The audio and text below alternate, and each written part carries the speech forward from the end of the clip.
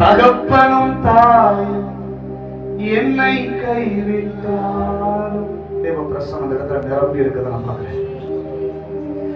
தகப்பனும் தாயும் என்னை கைவிட்டாலும் கர்த்தர் சேர்த்துக் கொள்வார். கர்த்தர் சேர்த்துக் கொள்வார். கர்த்தருக்காய் நான் தினமும் காத்திருப்பேன். கர்த்தருக்காய் நான் தினமும் காத்திருப்பேன்.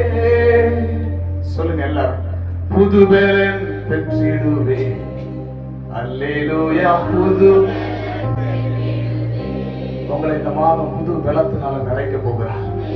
நீங்க ஏமாற்றப்பட்டு போன, நீங்க இழந்து போன உங்க தேவைகளுக்கு நடுவுல நீங்க அங்கலாய்த்துக் கொண்டிருக்கிற, அழுது கொண்டிருக்கிற, கலங்கடிக்கப்பட்டு கொண்டிருக்கிற, உங்களை பிசாசு ஒரு மூலையில அமிழ்த்தி போடப்பட்ட இடத்திலிருந்து கர்த்தர் உங்களை மேல எழுப்பி உங்களை கண்மலை மேல நிறுத்தி உங்களை அழகு பார்க்க கர்த்தர் வல்லவராய் இருக்கிறார். உங்களை யாரு எப்படி நினைக்கிறாங்க, எப்படி கைவிடுறாங்க ஆண்டவருக்கு ஒரு விஷயமே இல்ல.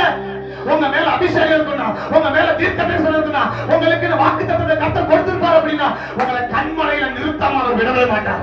உங்களை கண்மலையில நிறுத்தாம அவர் விடவே மாட்டார். உங்களுக்கு முன்னாடி இருக்கிற தடைகள் ஆண்டவருக்கு ஒரு பெரிய விஷயமே கிடையாது. உங்களுக்கு முன்னாடி இருக்கிற பிரச்சனை ஆண்டவருக்கு ஒரு பெரிய காரியமே கிடையாது.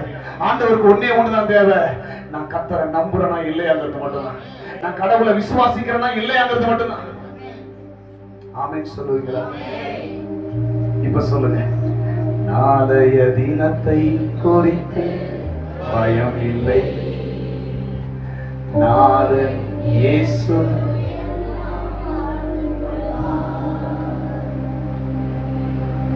ஆவியானவர்களோடு கூட இடைபடுகிறார்.